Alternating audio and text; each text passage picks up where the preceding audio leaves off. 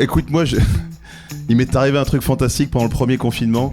C'est vraiment collector, hein, je vous le file, c'est gratuit. Je vais parler de ma bite, je suis désolé, c'est pas forcément...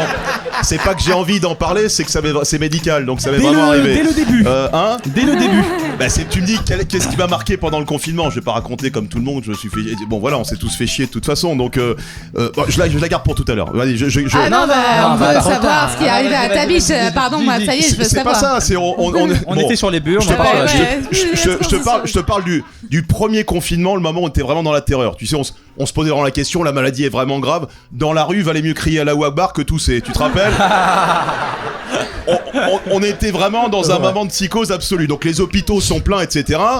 Tu te rappelles, on cachait les infos aux enfants. Fallait pas, on croyait vraiment qu'on allait tous crever. L'autre, nous sommes en guerre. Bon, il se passait vraiment un truc, tu vois. Nous sommes en guerre. T'entends ça? Chaud. Moi, j'appelle les flics. Mon voisin est juif. Comment faut s'organiser? Tu vois. Bon.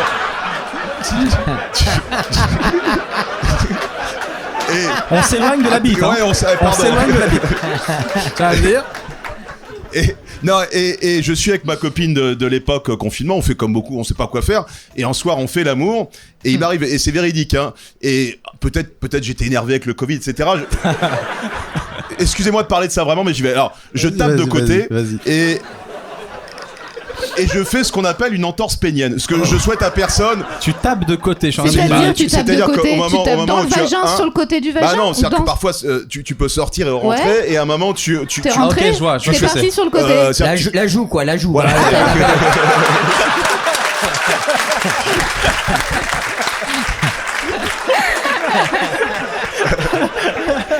C'est ça. Tu fais une fausse route, quoi. Voilà.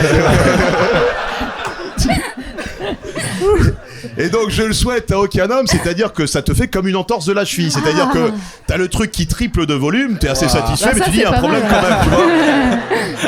Je file aux urgences à la Salpêtrière, pour ceux qui connaissent un petit peu vers Austerlitz, là, et là ça a crevé de rire, puisque tous les gens sont là pour le Covid, moi on me reconnaît, et on me dit il y a un souci, et ouais, je dis non, moi je viens pour ma bite, là ils rigolent, ils disent... Mais comment ils te l'ont remise?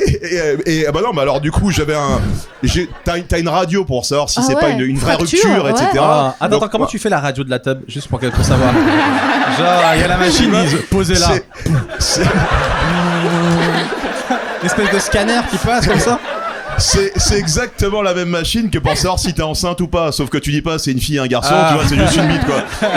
Mais sinon il te met le liquide bleu, il est là comme ça, voilà, machin. Et donc après ils te mettent un truc pour pas que ça bouge. Ils te mettent, t'as pas le droit d'avoir de rapport. Elle bouge sinon. Ah ouais. T'as pas le droit d'avoir de rapport, je crois que c'est pendant 6 semaines. Du coup t'imagines le confinement, c'est pour dire le confinement que j'ai passé, donc. Donc pendant 6 semaines, j'avais des pilules qui t'empêchent d'être en érection. Donc t'étais là, donc double ennui. Et ensuite, c'est l'inverse, ils te shootent au Viagra pour que ça reprenne correctement. Donc voilà, c'est un peu... voilà. Ah putain, c'est ouf. Voilà mon confinement. T'as testé? Pas mal. Bon. On va passer à un autre sujet, on n'aura pas mieux?